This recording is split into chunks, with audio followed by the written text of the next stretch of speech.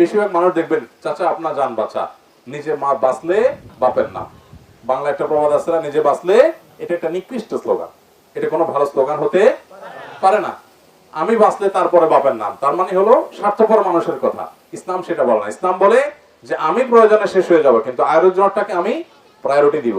আমরা যখন রাস্তাঘাটে চলাচল করি, বিভিন্ন কাজ কাম করি, আমাদের এরকম অনেক ইস্যু আসে যে ইস্যুগুলোতে আমাদের নিজেদেরকে ত্যাগ করে, নিজেদেরকে স্যাক্রিফাইস করে অন্যদেরকে প্রায়োরিটি দেওয়ার প্রশ্ন আসে। সেখানে আমাদের আসল ইমানদারিতার পরিচয় দেখা দিবে। মনে রাখবেন, দাড়ি টুপি রাখা, জুব্বা গায়ে দেওয়া, তাসবিহ তাহলিল করা, অনেক নেক কাজ করা অনেক সহজ, কিন্তু এরকম কঠিন পরিস্থিতিতে, কঠিন সিচুয়েশনে নিজেকে দমন করে রেখে অন্যের চাহিদাটাকে প্রায়োরিটি দিয়ে, অগ্রাধিকার দিয়ে নিজেকে পেছনে ফেলে রাখা, এটা কিন্তু কঠিন কাজ। এই জন্য আজকে আসুন্নাহ ফাউন্ডেশনের ত্রাণ তৎপরতায় আপনারা অংশগ্রহণ করেছেন। আপনাদেরকে আমরা বলতে চাই, জীবনের তরে এটা পণ করে নেন, আপনি স্বার্থপর হবেন না।